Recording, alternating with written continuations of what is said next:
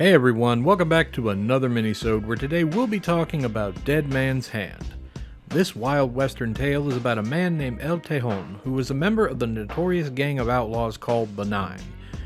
Well, he was until he was betrayed, shot, and left for dead by their leader, Tennessee Vic, because of his stance against murdering women and kids. Tejon is then found by the scummy General Blanco and is thrown in prison to rot away. Luckily for Tejon, his cellmate Iago, no, not that one, just so happens to be the leader of the resistance and helps him break out so that he may exact his revenge on his former gang. Just like most Western movies, Dead Man's Hand's plot is about your typical revenge tale, and there's really not much to say about it except that if you like that kind of story, you won't be bored here. Though I have to admit that other game on Xbox does it better. What's it called? Red something or other? I don't know. Like a good amount of the Big Green's library, Dead Man's Hand is a first-person shooter where you go from stage to stage shooting the hell out of every outlaw that stands in your way.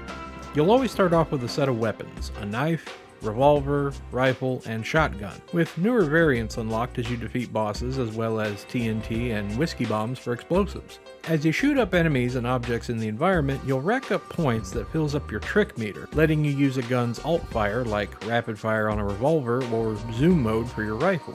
It's always nice to have an alt fire for your guns, but I have to admit having to fill up a meter to even use them is a bit odd. The big gimmick in Dead Man's Hand, however, is that before the stage you can play a hand of poker, netting you extra health and ammo based on the winning hand you have, but losing it all if your hand is crap. All in all, it's a pretty fun shooter, but there's something about it that feels off. When you're playing through the game, scoring points and getting bonuses for certain shots, Dead Man's Hand feels more like it would be at home in the arcade with a light gun. In fact, there's some stages where you're riding horseback and it plays just like that. It's as if Dead Man's Hand was meant to be an arcade shooter first, and during development it was switched to an FPS. This is also apparent with there being no checkpoints in the stages. Still, it's a nice experience, though the hit detection can be a bit off in parts, and the bosses are not that tough to beat. There's also your obligatory multiplayer modes for live and system link that had deathmatch modes, bounty mode, which is one versus the other players, and posse mode, which is essentially horde mode like Gears of War. Visually, the game is average. Most of the levels take place out in the frontier, so that means lots of browns and muted colors. Plus, whenever something big happens, like an explosion or when you die, the game likes to freeze for a second or two. Maybe it's due to the frame rate, or maybe it was just a copy of my game, I'm not sure. As for the characters, they're okay. I mean, that's really all I can say about them. They're just okay. Audio-wise, the music's not that bad, but it really doesn't fit this game, or anything Western-like for that matter. If anything, it reminds me of something that Quentin Tarantino would make. Then when you look at it that way, it makes perfect sense.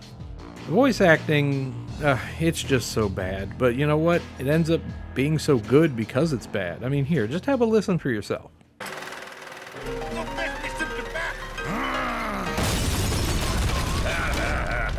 Buenos dias, Sanchez. El Tejon. They said you were dead. I've returned from hell for Vic and the others. I'll give you one chance to tell me where they are. Save your breath, pendejo. I'll dance with my shotgun, and they'll be using your boots for a tombstone. Tejon, those murdering bastards said you were dead, but I knew. Jenny, what are you doing here? I thought Sanchez might know what had happened to you. I didn't expect him to have a whole gang.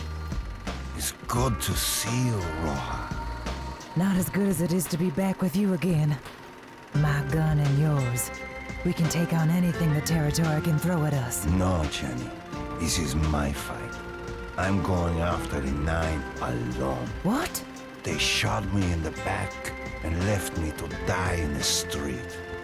You know I have to do this, and I don't want you to end up in the crossfire. Dead Man's Hand has some interesting things going for it, and even though it feels like it'd be better off played with a light gun, and there are better shooters on the Xbox, it's still a decent romp to play through for a rainy afternoon. If nothing else, it's another Western game to play besides that other one. What is it? Red Dead Revolver?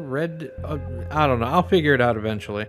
And with that, this is the Dali Popka, and as always, stay green, my friends. I'll see you next time.